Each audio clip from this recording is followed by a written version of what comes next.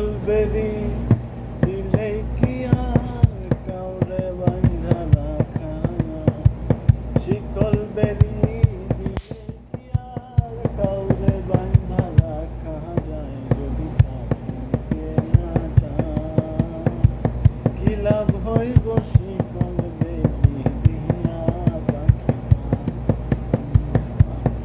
উড়িয়া বেড়ায়।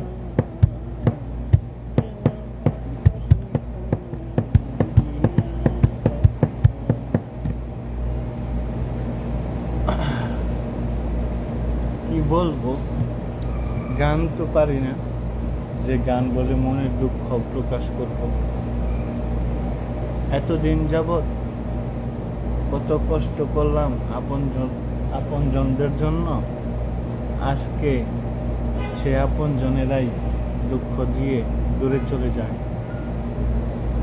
কথাগুলো অনেকেই ভাববে ভিডিও করার জন্য বলতেছে, আসলে না ভাই, যারা দেশে আছে তারা হয়তো বলতে পারে, আমাদের তো আর সময় নাই। দেখতে পাচ্ছেন আমি তো দোকানে ডিউটি অবস্থায় কথাগুলো বলতে আছি, সময়ও নাই ভাই দুঃখ সুখের কথা বলতে, খাওয়ার সাথে কথা যে বলবো ওই সময়ও নাই।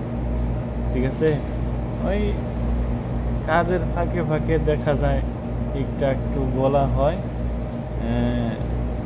তারা তো যারা কাজ করে আমাদের সাথে, তারা তো আর আমার দুঃখের কথা শুনি না, তাদের কোনো লাভ নাই, বুঝলেন? সবাই যার যার ফ্যামিলি নিয়ে ব্যস্ত, যার যার চিন্তা ভাবনা সব আলাদা।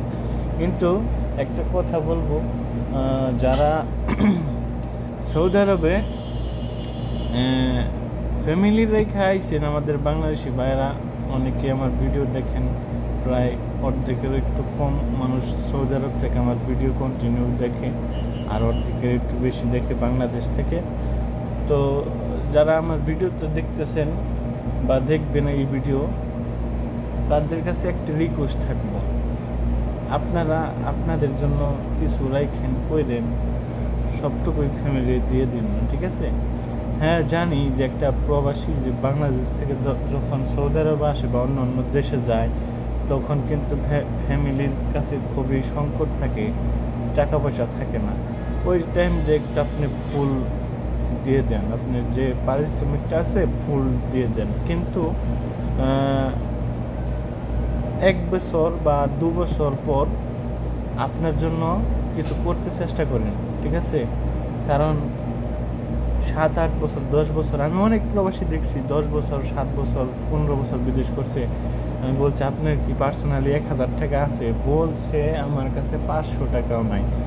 আমি আরও বিকাশ আলার কাছে, যারা বিকাশ করে তাদের কাছে ঋণই আছে, অগ্রিম টাকা পাঠিয়ে দিছি ফ্যামিলির প্রয়োজনে, আমার কাছে কিচ্ছু নেই। বলছি, আপনি এখন দেশে গেলে কি অবস্থা? দেশে গেলে রিক্সা চালাইব বা ভ্যান চালাইব, মাটি কাটবো, ধান কাটবে, অন্য বাড়িতে কাজ করবে, গরু ছাগল পালতে হইবে, এই কাজ ছাড়া কোনো কাজ করবে না। কারণ প্রবাসে যারা আসে তারা অধিকাংশ হচ্ছে লেখাপড়া করে নাই বা কিছুটা করছে, তারপরে আইসা পড়ছে প্রবাসে, ঠিক আছে না?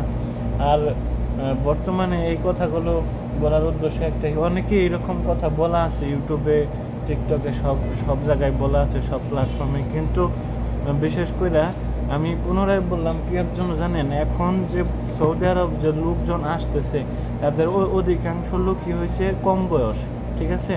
কম বয়স, 15 থেকে 20 বছর, 16 বছরের পোলাপানো আছে সৌদি আরবে আয়া পড়ে বয়স বাড়াইয়া, ঠিক আছে নি?